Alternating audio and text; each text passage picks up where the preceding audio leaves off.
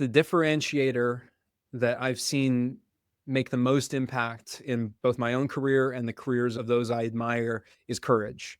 And courage doesn't mean that we never feel fear. Courage doesn't mean that we know all the answers. In fact, real courage is admitting how much we don't know and how little we truly understand. This is Mental Selling, the sales podcast for people who are dedicated to making a difference in customers' lives. We're here to help you unlock sales talent, win more relationships, and transform your business with integrity. I'm your host, Haley Parr. Let's get right into it. Today, we're covering a critical topic for the future of banking and financial services: how leadership, coaching, and mindset are shaping the next generation of talent. Joining us today is Duncan Taylor, a respected leader in the banking industry and COO of the Washington Bankers Association. As a banking consultant and industry influencer, Duncan brings a wealth of experience in talent development, leadership, and the evolving skills required to coach and build high-performing bankers. With rapid changes in technology, customer expectations, and workforce dynamics, how can banks attract, develop, and retain top talent? Duncan shares his insights on the leadership qualities that will define the next era of banking, the power of coaching in driving performance and retention, and how to shift the mindset around selling and financial services. Plus, we'll hear Duncan's perspective on Integrity Solutions' approach to values-driven leadership and why it's a game changer for building strong, service-oriented teams. Let's get started. Hi, Duncan.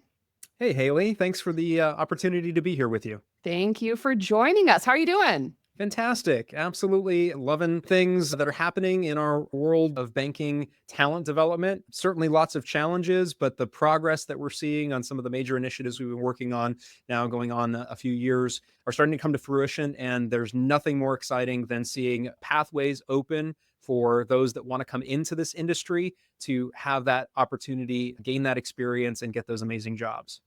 Well, perfect timing, because that's all exactly what we're going to talk about today. What a coincidence. How about that? Let's get right into it. I'd love to start with your career journey. Now, you've built a reputation as a leader and an influencer in this space. Can you share a bit about your path to where you are today and maybe some lessons you've learned along the way? I've had kind of a unique career journey to get to this point, and I think that's part of what has led me to some of the more unique mindset and perspectives that I bring to this work. I didn't start out in this industry. There was nothing preordained or predestined about my journey here. And in fact, some of the programs that we are working on to reach into communities that are traditionally furthest from need and underrepresented in our business, that was the community that I grew up in. I grew up in a very poor neighborhood in South Seattle, still one of the worst and most dangerous neighborhoods in Seattle today. And that experience really helped shape my sort of expectations and for myself and the goals that I would ultimately set. And so I pursued technology originally at the start of my career. I worked for a few startups. I took that experience and ran a startup of my own for a couple of years, which crashed and burned. And that was a great learning experience. And I decided after that, I wanted to go work in the not-for-profit space and really dedicate my skills to a more mission-oriented perspective than just making a buck. Not that there's anything wrong with making a buck, but I wanted my career to mean more than that. So I worked for a nonprofit that provided employment assistance services to people with disabilities. That was the first not-for-profit that I worked for. I then parlayed that experience into working for the Nurses Association here in Washington State and really developed a passion for association work in that space and sharpened my consulting skills in that time period. And that ultimately led me to WBA. I started at WBA in 2012 as a consultant, saw this amazing organization and the mindset, the attitude, the perspective that it brought to the work that it did. And I said, this is where I want to plant my flag and be. That was 13 years ago, and I'm still here planning to spend the rest of my career doing this work. Wow, that's absolutely incredible. What a trajectory. And I imagine in the 13 years you've been there, you've seen a lot of trends. And one of the top areas of pain points for a lot of organizations is hiring and retention and attrition. So, as a COO and an industry influencer, what are some of those trends that you're seeing in the skills needed for the next generation of bankers?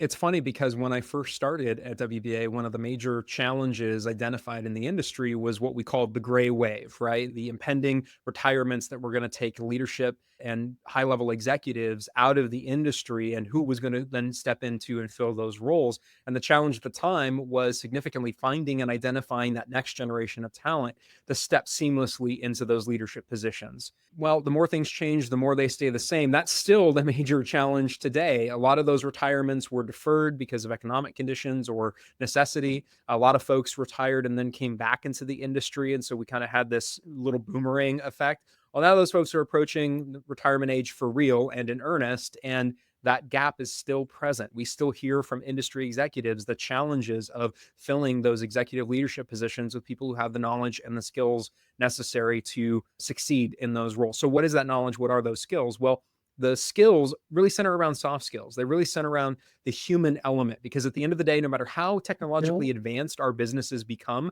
we still do business with people and we still conduct business for people, right? So what we're doing in our industry is ultimately serving the cause and mission of helping people achieve their dreams, whatever they may be, whether it's financing a home or a business or education or fun stuff, transportation, whatever the funding use might be. We're in the dream building business, right? We're in the accomplishment business. And to do that well, you have to have a deep understanding of what makes human beings tick. What is it that drives our behaviors, right? Because we're in a risk management business as well. We build these products and services to fill financial needs, but they're on a risk adjusted basis. And to understand risk, you really have to understand people, because risks begin with decisions that people make. So those soft skills are absolutely critically important. And unfortunately, our education system oftentimes is ill-suited to teach them. And I don't think that's necessarily by design. It's just because we didn't really create our modern education system with the perspective of, let's teach people how to be good humans, right? Let's teach people how to understand human beings, their own motivations and the motivations of others, not really part of the core curriculum. And so what we're finding is that we have folks that come into the industry, really, maybe they understand the hard skills fairly well, the financial elements of it, the technological needs, those sort of pieces, but with a lack of understanding around the human element, which is really the core and the critical need. So that's where I would say the skill set really is demonstrating a high level of need. And that's where we're focusing our efforts to really address some of those gaps. Absolutely. And when you find those folks, you hang on to them because, Here, here. like you said, it's a problem that just keeps coming around and around and around. So, how can banks and other financial services, how can they attract and retain that top talent in an industry often perceived as, no offense, traditional or maybe slow to change? We've all been there. No offense taken. That's my own message that I take to our stakeholders, is that we can't be afraid to think outside the box being something that we created for ourselves, meaning we can change it at our own will and determination, right? If it's our box, we can change it. One of the major themes that we're seeing in successful organizations that are addressing these talent needs is thinking more broadly about who the right person is to come into, especially entry level roles to start their career. We've traditionally focused on college graduates because a college degree has served as an effective arbitrary barrier to entry. Basically, if you can tick this box, then yes, welcome to the industry, we'll take you. But we haven't really focused on specific degrees absent needs in specific verticals within banking. For example, there are some roles that might require a finance degree or some sort of advanced mathematics or things of that nature. But the vast majority of roles in banking don't require advanced degrees. In fact, in many cases, they don't require any specific degree, right? We'll take someone with an English degree or a philosophy degree on par with someone with a math degree or an accounting degree. So if we're accepting those degrees on par with one another, then the degree isn't the actual right effective factor that we need to consider. It's really about the person. And so what we've encouraged our industry stakeholders to consider is that there are really highly qualified candidates who might not be on the college pathway today, or maybe that's not their ultimate pathway, but they still bring those critical soft skills, that good understanding of humanity, the ability to build meaningful relationships in a relatively short amount of time, trustworthiness, high ethics, all those pieces that we need to operate effectively in the banking space. There are some great candidates out there. if we just look a little more broadly. And the best part is those candidates that maybe don't look like the quote unquote traditional banker, they probably do look a lot like the communities where we live, work, and serve. And ultimately, we want those who serve those communities to reflect those communities. So that's really where I think the most successful organizations are looking for talent today. They're looking at the spaces where they actually want to conduct business, to grow opportunity, to build strong, economically resilient communities, which is the core of our business model, and reaching into those communities and saying, hey, here's a pathway for you to come work in this great industry and take these products and services back to benefit your friends, your family, the people that you know, and build that community up. Those are some pretty innovative ideas. And as someone who's usually just a consumer of banks, to know that being on the forefront of innovation and outside of the box thinking is really cool to hear about. So that's a cultural shift, right? Building up and encouraging innovation. But how do banks and bankers and leaderships in banking bridge that gap between innovation and a highly regulated space where maintaining trust and compliance is so important? Yeah, so that's one of the ongoing challenges, right? Is that we don't get to operate with complete impunity. We have to operate within some pretty strict parameters. And those parameters, for the most part, are appropriate, right? We want guardrails in our financial system. We want Mhm. regulations that protect consumers. We certainly want regulations that protect, business and the financial institutions themselves. But there's typically a lot of flexibility in terms of who we recruit, provided they meet a fairly basic level of expectations and standards. Obviously, we have some limitations around criminal backgrounds or a few other things that are specifically restrictive in terms of hiring. But when we are meeting a compliance requirement, right, that just takes knowledge of the compliance requirement. And Mhm. really, that knowledge can be taught pretty much to anybody who's willing to learn it. And so it's really Mhm. about the mindset of the learner in that context and not any set of arbitrary statistics. But let me encapsulate it with a fairly simple idea. We believe that if you do inclusion well, if you focus on inclusion, which means that's not just saying, hey, if you want to try this, you can. It's saying, we want you here. We want you to be part of this. The work that we're doing as an institution, we want you to be part of it. That's what inclusion really means. When you do that well, diversity and equity become natural results of what you set out to do. They're not things that you have to pursue on their own when you do inclusion well. And the idea is that by creating a more inclusive financial industry, by focusing on inclusion on the employment side first, we will open up inclusion to access those financial services more rapidly and more accessibly to the communities that we want to serve. That's a compliance requirement. That's the Community Reinvestment Act in a nutshell, right? And so, what we're really doing is we're saying to our institutions, when you do this work well, it actually aligns with your compliance goals. It ensures fair access to credit. It ensures that you're reaching into the communities of need, to low and moderate income communities. We call those LMI tracks, right? So, you're reaching into zip codes that have traditionally been underrepresented or underserved. And those are all compliance requirements. So, let's do that job well, and everybody benefits in return. Absolutely. And I imagine that having that sense of compliance alongside innovation takes a little bit of on the job development, coaching, training. How does that play a role in improving performance and retention? The job market's competitive, or does coaching play a role in maintaining the high level of performance at the leadership level and beyond in banking? Without a doubt. If you look at the generational trends that we see for the bulk of the workforce today, which today, the majority of workers are millennial and Gen Z. That shift happened at the beginning of 2025. So the majority of the workforce today, Wow. millennials and Gen Z, and there's a consistent theme between them. There's plenty of differences generationally between millennials and Gen Z.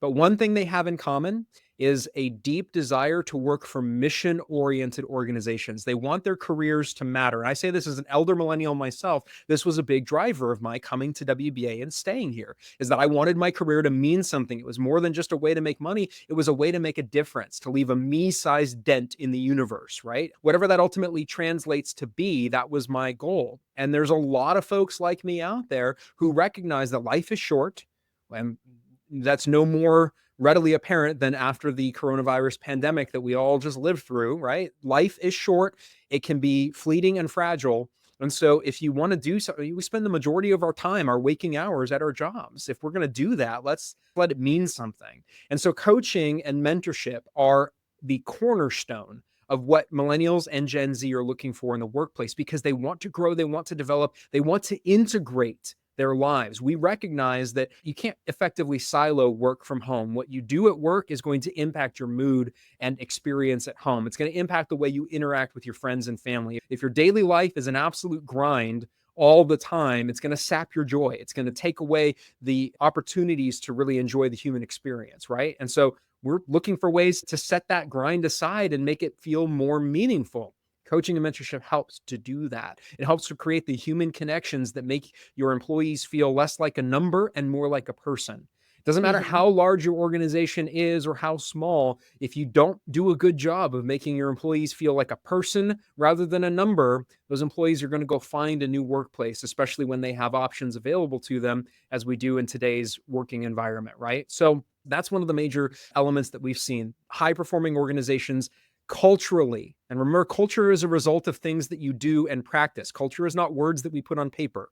The Mhm. reason that Peter Drucker said that culture eats strategy for breakfast is because culture is the actual execution of what you believe in the workplace and in your industry vertical. It's the actual doing that creates culture. And so if your Mhm. culture is not built around mentorship, around coaching, around providing something better for that next generation, they will go find it elsewhere.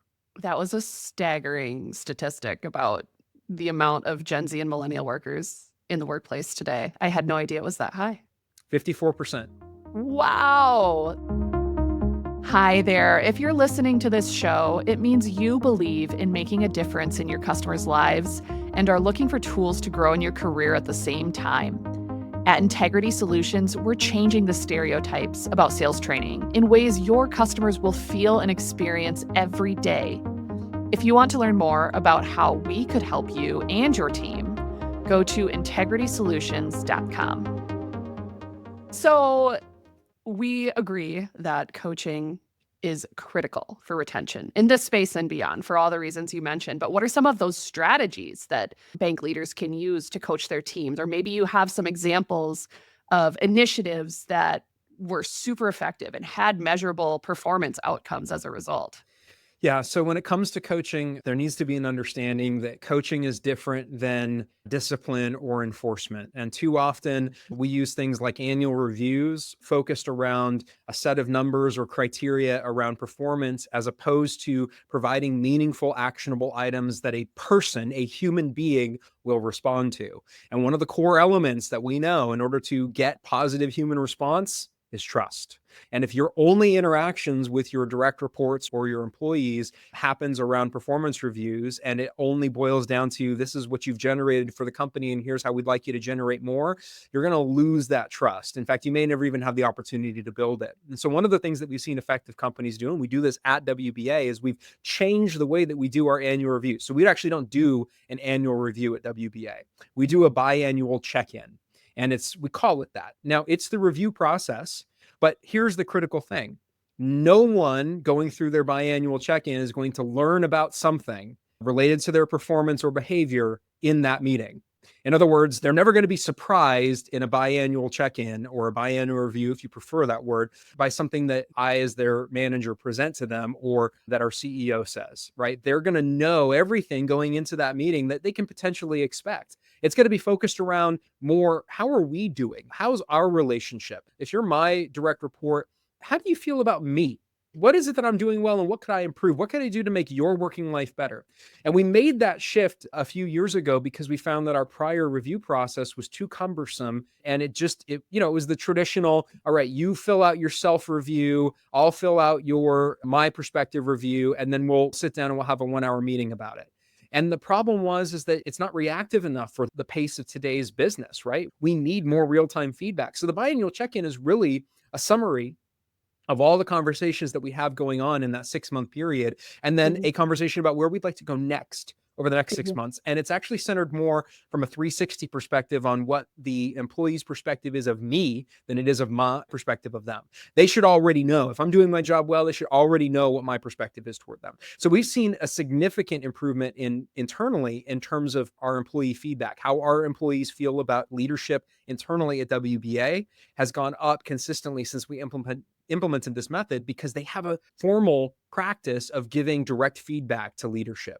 And so I'd say that's the piece. Coaching and mentorship is not top down. It's side by side. The best coaches are players, right? The player coach mentality. And so when you lead from the side, you're much more likely to build trust, and you're much more likely to hear feedback that will help guide you into where you need to go next to effectively lead your team. That's really cool. I love the real-time feedback of that approach, and it also reminded me of something we say at Integrity Solutions a lot, which is players like playing for coaches who coach. And it's so critical in being able to troubleshoot and address things real time and not having to draw back on experiences that are how old, maybe you don't even remember it, or you're calling it two different things, or maybe that it's not even an issue anymore because of things changing so quickly. So sounds like you're on the right track, and we've got a lot to learn from that approach. Now, Duncan, I would be remiss if I did not bring up sales in the Mental Selling podcast. I'd love to talk a little bit about the stigma around the word sales. And does that come up in the banking industry? Or if so, are there cultural or historical factors that might contribute to that?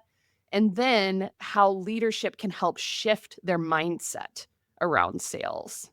Yeah, there is 100% a stigma, and especially for younger generation employees around the word sales. The idea that somehow your job is to convince somebody to take something that they don't need. That's the perception, right? And certainly there have been some scandals in our industry around high pressure sales or account openings that weren't legitimate. So there are also legitimate concerns, and we have to own that as an industry. We can't shy away from it. It's public knowledge, it's very widely reported. Trying to downplay it just makes us look like we're being hypocritical. So we have to own that, right? When we make Mhm. mistakes, we have to own them and learn from them. And I think that one of the learnings should be that sales isn't a bad word when you think of it from the perspective of connecting people who have problems with solutions that can help, which is really at the core of what sales is supposed to be. And I think we can do an effective job of that when we actually train our employees on what these products and services do for people by Mhm. illustrating what the positive outcomes are when someone uses a particular product or service. And I think that in our training and onboarding process, especially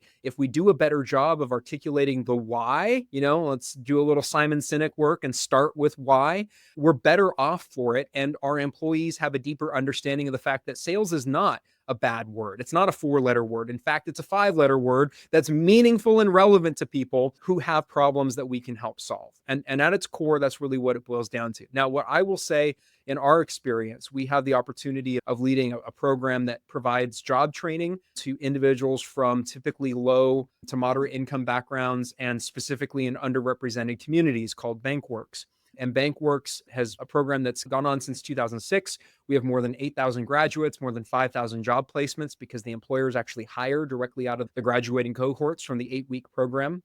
And what's incredible about this opportunity to educate learners who are coming in from backgrounds that traditionally would not end up in banking. So these are folks that I'm talking about making that true Mhm. inclusive pathway to employment.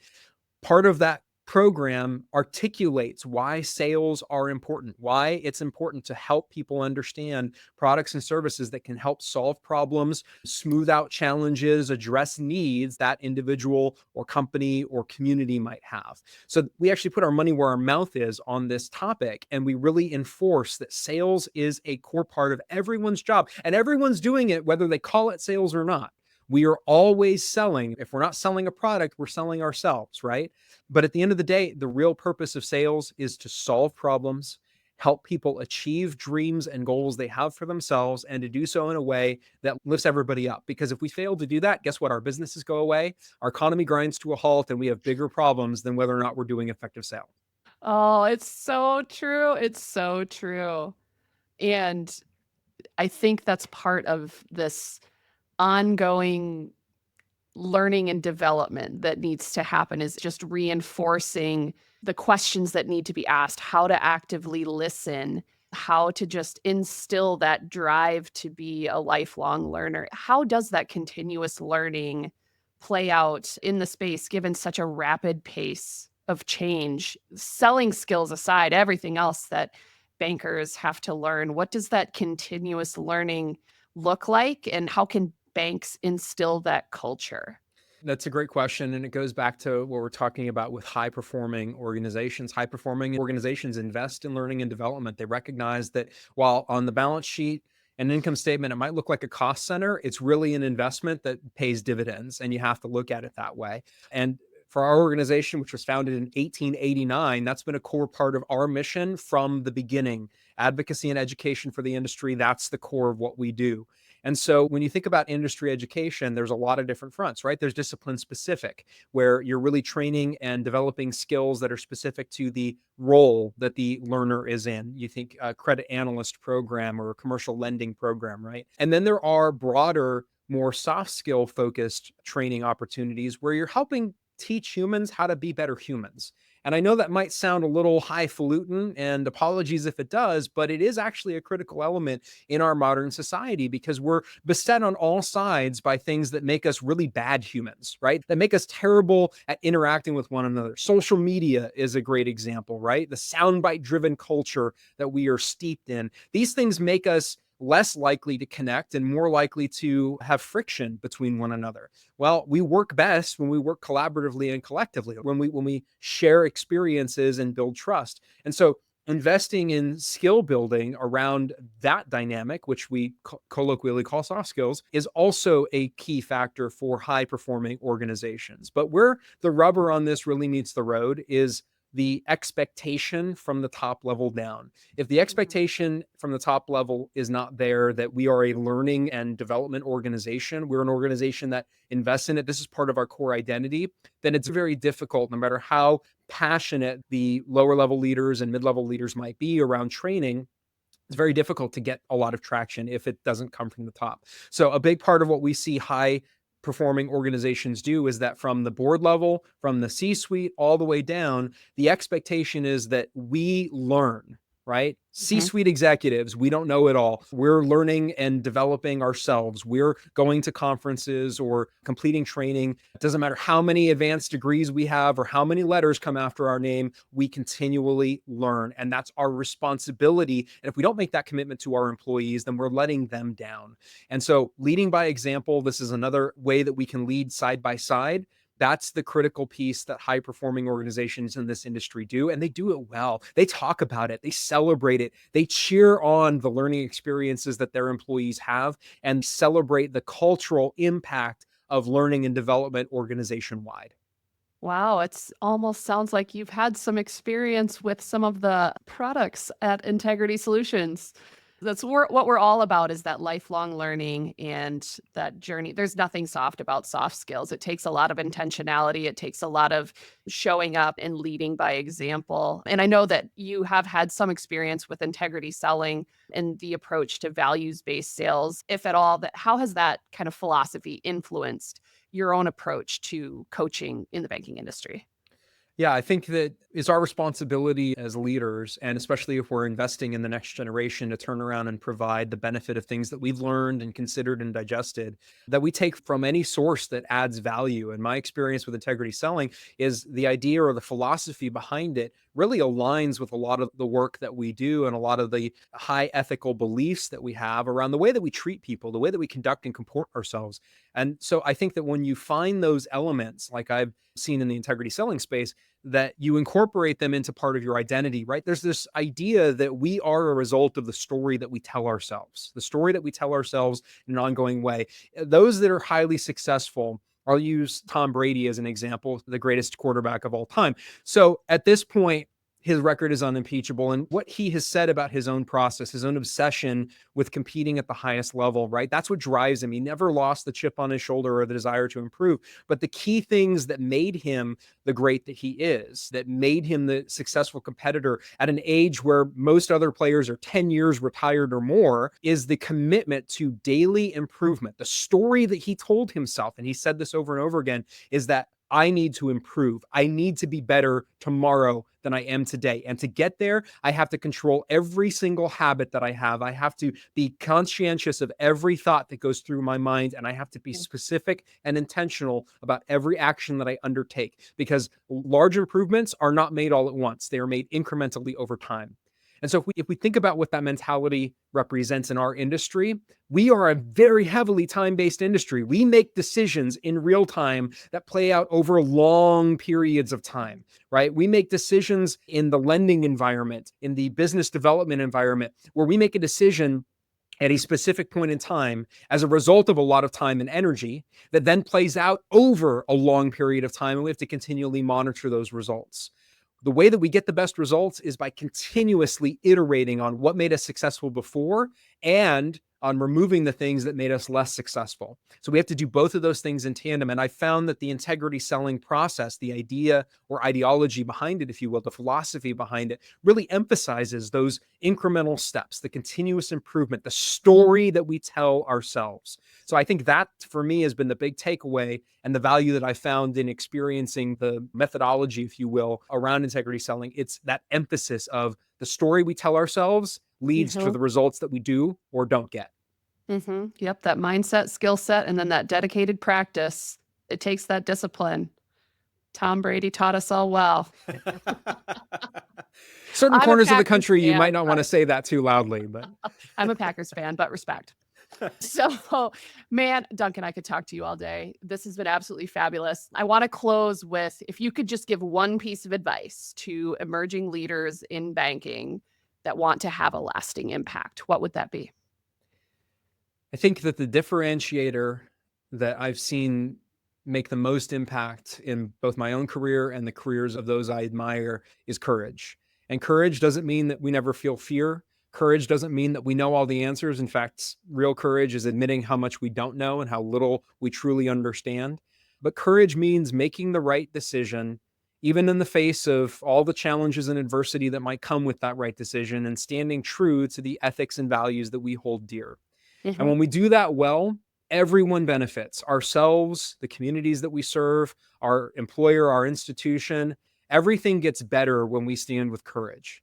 Everything gets worse when we fail to exhibit courage. Courage is the differentiator in my mind, and it's what we need more of. And if I could inculcate just one value in the generation that is coming into leadership now, courage is the value that I would emphasize the most, because everything else that we talk about matters very little if we fail to execute. And the first step to execution is the courage to take the field.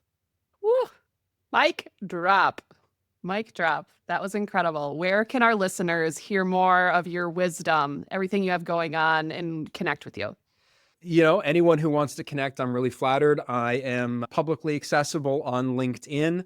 I'm always happy to connect with professionals in this industry or anyone who's conducting similar work, especially in the workforce development space or looking to create opportunities for others. I truly treasure human connection. And I think that the more diverse our networks are of humans that we connect with, the more value our lives both have and that we can bring to others. Takes a lot of courage. Duncan, this has been absolutely fantastic. Thank you for joining us on Mental Selling. Thank you. Great to be with you. Thanks. Thank you for joining us on Mental Selling. If today's conversation resonated with you, be sure to subscribe, leave a review, and share it with your network. For more insights on how to go beyond winning deals and build real customer relationships, visit integritysolutions.com. See you next time.